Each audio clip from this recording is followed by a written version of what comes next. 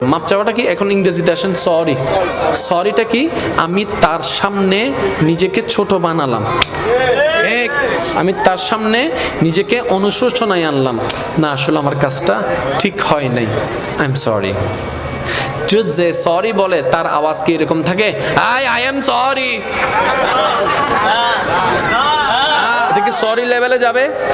যদিও সরিটা আছে কিন্তু এটা সরি লেভেলে যাবে, কারণ সরিটা যেই লেভেলের, যেই শব্দের, যে কথা, আপনার ভয়েসটা থাকতে হবে তেমন, আপনার চেহারা থাকতে হবে। আপনি যদি বলেন আই এম সরি, হবে? চেহারায় সেটার প্রকাশ থাকতে হবে। একটু খেয়াল করবেন, চেহারায় সেটার প্রকাশ থাকতে হবে, জবানে সেটার প্রকাশ থাকতে হবে, বাহির থেকে সেটার প্রকাশ থাকতে হবে, হাতে সেটার প্রকাশ থাকতে হবে, মনের মধ্যে সেটার প্রকাশ থাকতে হবে, অনুশোচনা সেটা আনতে হবে।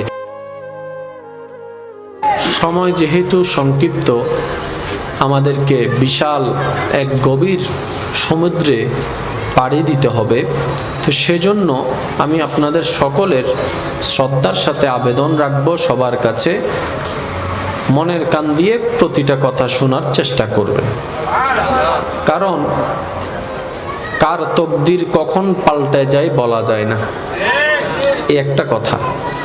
দ্বিতীয় নম্বর, রব কখন কার কাজে খুশি হয়ে মাফ করে দেয় সেটাও বলা যায় না।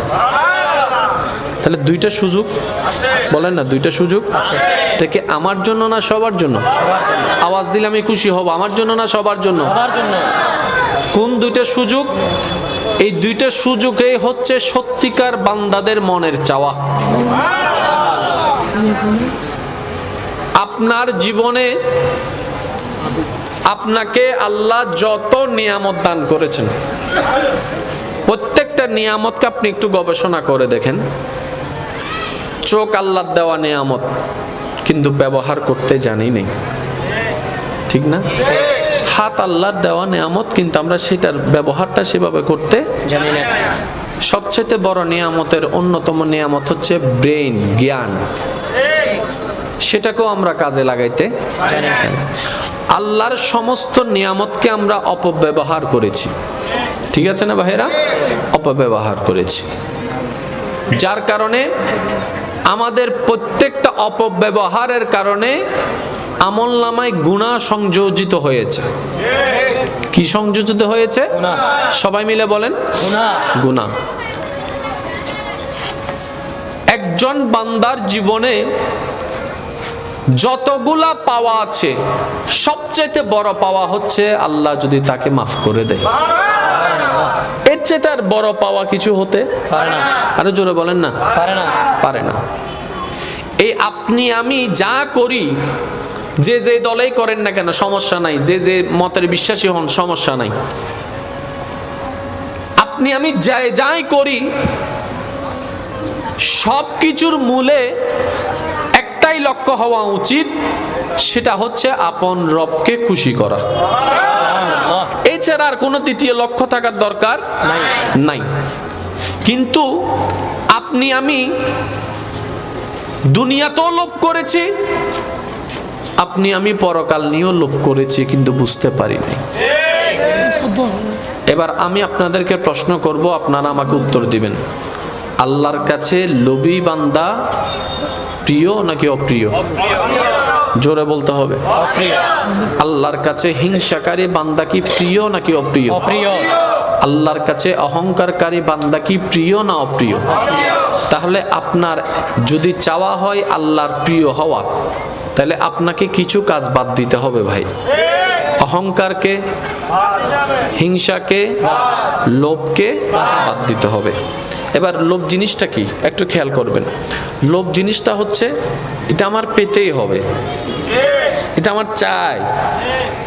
সেই চাওয়াটার উপর যখন আপনি আমি কন্ট্রোল রাখতে পারি না, সে চাওয়াটা যখন অতি মাত্রায় বেড়ে যায়, ভাই বোনের জায়গা দখল করে ফেলে, ভাই ভাইয়ের জায়গা দখল করে ফেলে, চাচা জেরার জায়গা দখল করে ফেলে, বলে কেন হয়? লোভটার উপর যখন আপনি কন্ট্রোল পাওয়ারটা হারাই ফেলবেন, তখন লোভে আপনাকে কন্ট্রোল করবে। এখন আপনাকে যখন লোভ কন্ট্রোল করা শুরু করলো, এদিকে আপনি আল্লাহর কাছে আসামি হয়ে যাচ্ছেন। এবার বান্দা বলে, আল্লাহ আমি আসামি হব কেন? আল্লাহ পাক বলে, আমি তোমাকে ধৈর্যের নিয়ামত দান করেছি, তুমি সেটাকে ধরে রাখতে জানো নাই কেন?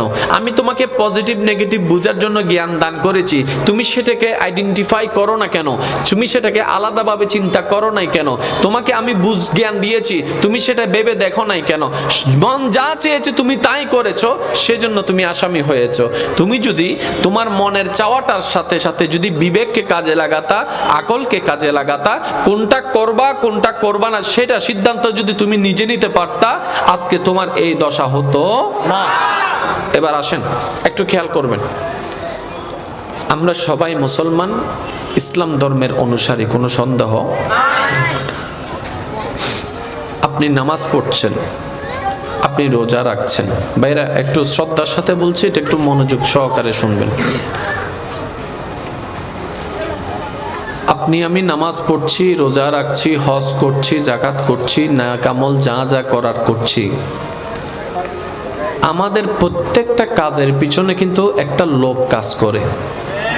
এটা আপনি বলতে না চাইলেও কিন্তু সত্য, লোভ একটা কাজ করে। এই লোভটা কি? জান্নাত। এই লোভটা কি? জান্নাত। এই লোভটা কি? জান্নাত। জান্নাত। বুকের মধ্যে হাত রেখে কি আমরা বলতে পারবো আমরা জান্নাতের লোভ না করি নাই, জান্নাতের লোভ করি নাই, জান্নাতের লোভ করি নাই? বুকে হাত রেখে কিন্তু বলতে পারবো না। কোনো না কোনো ভাবে কিন্তু আমরা জান্নাতকেই চাচ্ছি। এমনকি মসজিদে যে 2 টাকা দান করে ভাই, তারও মনে মনে চিন্তা হচ্ছে সওয়াব কামাবে, সওয়াবটা হাসরে দিবে, জান্নাতটা নিবে। এবার বলেন সব কিছুর স্রষ্টা আল্লাহ, আওয়াজ বড় লাগবে, আল্লাহ। জান্নাতের স্রষ্টা আল্লাহ, মানুষের স্রষ্টা আল্লাহ। এবার রব্বে করিম বলে, বান্দা তুমি জান্নাতের লোভ করো কেন? তোমাকে আমি বানিয়েছি, জান্নাতে বানাই নাই। তোমাকে আমি খাওয়াচ্ছি, জান্নাতে খাওয়াই না। তোমার ইজ্জত আমি দিয়েছি, জান্নাতে দেয় নাই। তুমি জান্নাতকে এত গুরুত্ব দিচ্ছ কেন? তোমার তো উচিত আমি আল্লাহকে গুরুত্ব দেওয়া, তোমার তো উচিত আমাকে খোঁজা, তোমার তো উচিত আমাকে পাওয়া। তোমার তো লোভ করা দরকার আমাকে দেখার লোভ, আমাকে পাওয়ার লোভ। তুমি যদি আমার হয়ে যেতে পারতা, জান্নাত আমি তোমার করে দিতাম। সুবহানাল্লাহ। জান্নাত কি? সৃষ্টি। জান্নাত কি? সৃষ্টি। আল্লাহকে স্রষ্টা। এবার আমাদের খোঁজা দরকার কাকে? স্রষ্টাকে। আরেকটু জোরে বলেন। কিন্তু আমরা খুঁজেছি। আমাদের চাওয়া দরকার কাকে? আল্লাহকে। আমরা চেয়েছি জান্নাত। জান্নাত। এই কারণে আমরা লোভের ভিতরে ঢুকে গেলাম। এই লোভটা এই পর্যায়ে চলে গেল, বুঝানেওয়ালা যখন বুঝালো বোমা মেরে, তুমি আত্মঘাতী বোমা মেরে শহীদ হয়ে যাবা, জান্নাত পেয়ে যাবা, ওই লোভের কারণে সে নিজেও মরল, বোমা ফুটায় 10 জনকে মেরে ফেললো, যেটা ইসলাম কখনো সমর্থন করে। আমি কি বুঝাতে পারলাম জিনিসটা? এই জিনিসটা কেন হল? লোভের কারণে। কথা বলে না কেন? আচ্ছা লোভ কি?